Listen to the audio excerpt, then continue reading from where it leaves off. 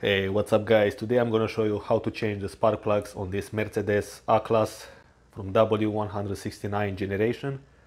This car has a 4-cylinder engine which is mounted in a very tight space, but here we are, the intake is out. So I'm gonna put a link with the video in the description below where you can see with details how I remove the intake on this car.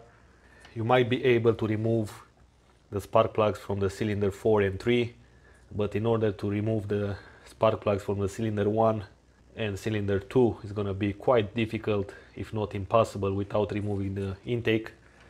This car has twin coil packs which will provide sparks for 2 cylinders. You will not need to remove the coil packs. I removed the coil packs in my situation because I had to remove the intake. So here are the spark plugs wires. You can see they have a heat protecting cover because they sit right above the exhaust manifold, which is kind of strange. You can actually not access the spark plugs from the bottom, from under the car, so the only way is from the top. I'm gonna use this type of plier to catch on the spark plug wire. And luckily it comes out quite easy. If in your situation doesn't come out, try to spray some silicone or any other lubricant in the holes. This one as well comes out. And one more thing very important is to mark these spark plugs wires when you remove them, and mark the cylinders you remove them from, because if you mix them up then you'll have a lot of misfires and you'll have to do this job again. I made a white mark on the coil pack down here. This spark plug wire will go on the cylinder number 3.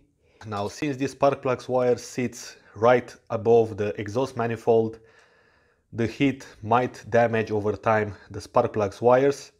So the resistance of these wires should be within spec, and we've got 2000 ohms. You can see it's written down there, 2K and the ohm sign. I will remove one of these wires in order to reach the spot where the spark plugs will be connected. I will use one of these needles. So I will set the voltmeter to 20,000 ohms because the readings might be above 2000. So let's see, 2030 ohms of resistance. This is a good spark plug wire, is within spec. And of course you can go ahead and do this with all the spark plugs wires. I'm just gonna reconnect it back so I will know from where it came from.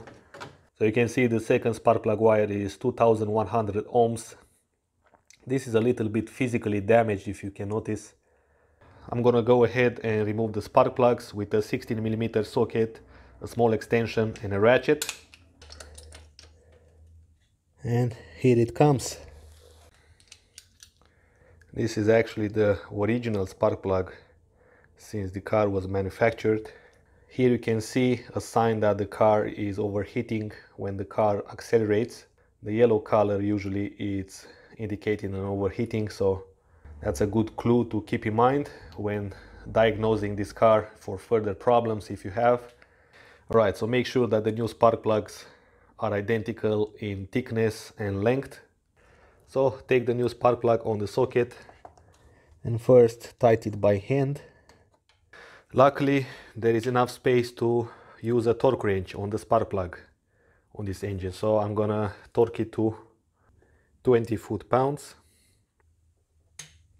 There we go.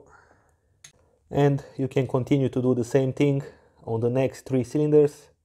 So I'm going to reconnect back the spark plug wires, and the coil pack will go down here, and it's held on by one T30 bolt. Alright guys, thanks for watching. Check out the other repair videos on this car, and until next time, take care, so I can see you soon.